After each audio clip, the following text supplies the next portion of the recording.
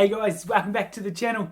Today we're talking about debt, okay? What to do if you're struggling with debt, okay? First thing, don't feel too bad and just put your head in the sand and try and forget like nothing's happening. You need to own this, okay? You've got debt, however much you've got, whatever it may be. You need to get on top of this and start taking ownership of this debt that you've managed to get yourself into and how you want to knock that over, okay? Here is a simple plan to knock this debt over, okay? So what you want to take your smallest amount, whatever that may be. Let's say you've got half a dozen different little niggly debts. Take the smallest amount, okay? Let's say it's $1,000. And let's say it's, I don't know, whatever the interest rate may be, 10% let's say.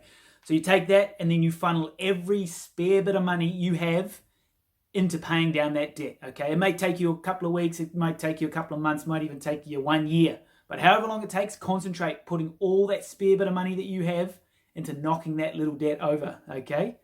Once you've knocked that one over, then you look at your next one, okay? Whatever the next highest one is. Well, let's say it's $5,000, okay? It's a car loan maybe. You want to do the exact same principles that you did on that first one, okay? And channel every little bit of money into that. Because now you don't have that first little debt. You can channel all that money that you're paying onto that back into the second debt, okay? And so forth. Just keep working your way down the line until you get back to mortgage. You're not going to knock that one over in a couple of weeks. So that's something different. But just it's more than niggly high interest debt I'm talking about, okay? It's your credit cards, it's car payments, it's high purchases. It's anything along those sort of lines. You want to knock them over completely, okay? Once you've knocked those over completely, then you want to build yourself a little rainy day fund, okay? A little cash buffer, okay? So you've knocked over all your debts. Then all that money that you were putting in to paying over those debts, you want to start putting this money into a high interest account preferably. At the moment, you're not really going to find one of those, but do some research, have a bit of a look on CanStar, maybe try and find the best deal out there at the time and put all that money that you were paying off those debts into this account, okay? So start building that up. You want to sort of get this buffer account up to 3 to maybe even 6 months, even a year's worth of how much your day-to-day living costs. That's food, rent, all your bills, your phone bills, all your other little bills you may have. You have enough in this amount for a minimum to last you 3 months. Okay, that's if you lost your job tomorrow, you know, you've got 3 months there, little rainy day fund to tie you over until something else comes about, okay? Especially at the moment with COVID going on, you know, a lot of people would have been pretty stuck if the governments didn't start jumping in and start, you know, giving out JobKeeper and JobSeeker and all these other, you know, payments that they're starting to give out to everyone. But they will stop one day, so be aware of that. Don't get too comfortable. That's another thing.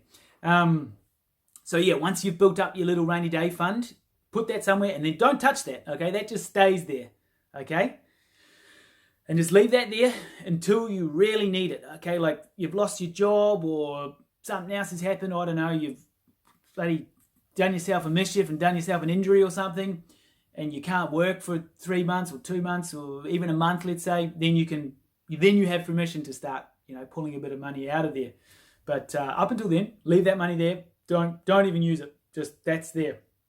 And then you could even also have another little sub one that covers, I don't know, like dental costs or new tires or books or something else that you, or a new oven or what other expenses you may need.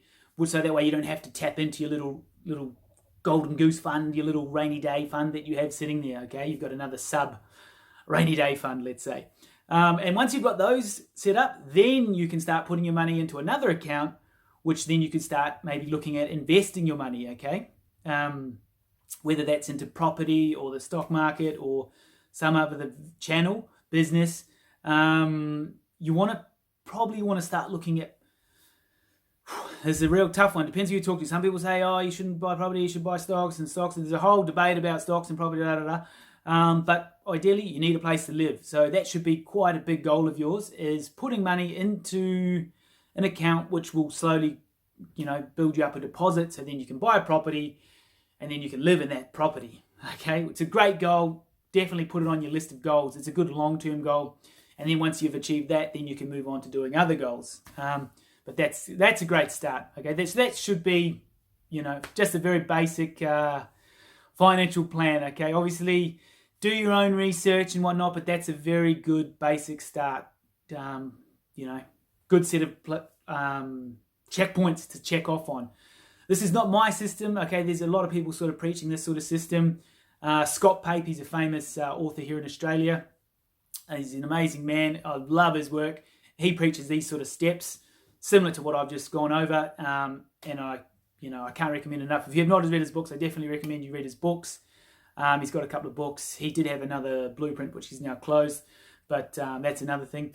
So yeah, definitely that's my sort of take on those steps you want to take before you start investing your money into investments. Okay, at least you've got a good solid base there to work from. Okay, you've got all your little niggly debts paid off. You've got a good rainy day fund.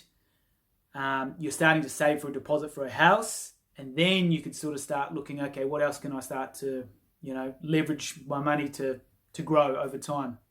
Okay, that's all I got for you today, guys. If you enjoyed today's video, give us a little thumbs up, and if you want to see more videos like this, hit the subscribe button below, and you'll be the first to know when the next video drops. Okay, guys, enjoy your day. See ya.